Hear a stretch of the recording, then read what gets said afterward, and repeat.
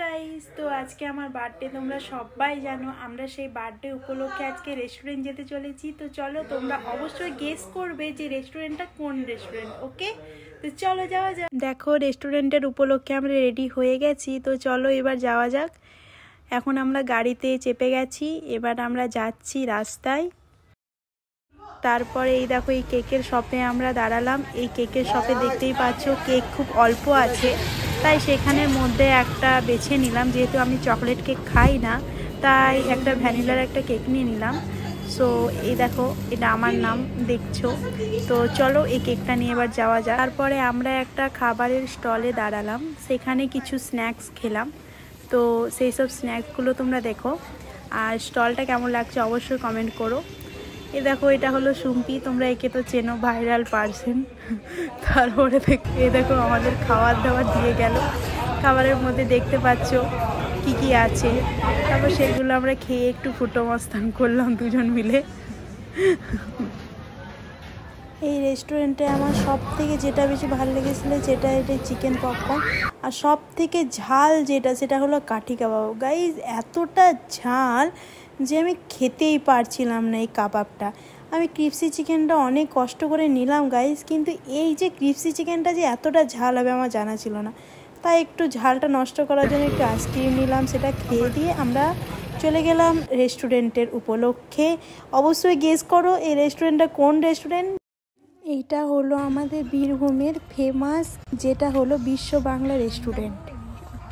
এটা হলো ভিতরটা দেখতেই পাচ্ছ গাইস, কতটা অসম, কতটা সুন্দর ভিতরটা। পুরো জঙ্গলের মতো ভর্তি, গাছপালাতে, সাথে সুইমিং পুল, আর সাথে এইরকম একটা হোটেল।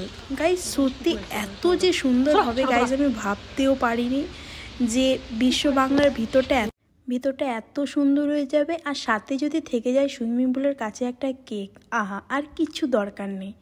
সত্যি গাইজ, এই রেস্টুরেন্টটা যেমন তার ভিউটা তেমন। আমি ভাবতে পারিনি যে এত সুন্দর হবে। সত্যি তোমরা যদি কেউ এসো তো কেউ পস্তাবে না গাইজ, কারণ এইটা সত্যি একটা আলাদাই একটা স্বাদ, আলাদাই একটা মধুর। এই রেস্টুরেন্টের ভিতরটা যেমন, বাইরেটা তেমন, সুইমিং পুল তেমন, ভিউ তেমন। সত্যি গাইজ, একদম অবাককর কাণ্ড যে বিশ্ব বাংলা রেস্টুরেন্ট এতটা সুন্দর গাইজ। তো যাক, অনেক হলো।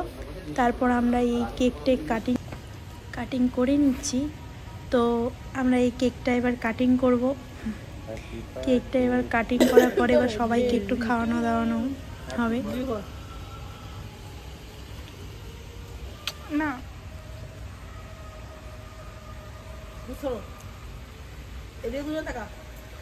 তারপর গাইজ আমরা কেকটা কাটিং করার পর একটা জুস নিয়ে খেতে শুরু করলাম। তো গাইজ, এই জুসটা তোমরা যদি দাম শোনো তো তোমরা অবাক হয়ে যাবে, দামটা না শুনলেই ভালো। তারপর গাইজ সব কিছু হওয়ার পর আমরা বাড়ির দিকে রওনা হলাম। এবার আমরা গুটি গুটি পায়ে আমাদের নিজেদের গন্তব্যস্থানে চলে এলাম গাইজ। তো ভিডিওটা কেমন লাগলো অবশ্যই তোমরা কমেন্টে জানিয়ে যে একটা লাইক সাবস্ক্রাইব অবশ্যই করে যাবে। দেখা হচ্ছে পরের ভিডিওতে। টাটা।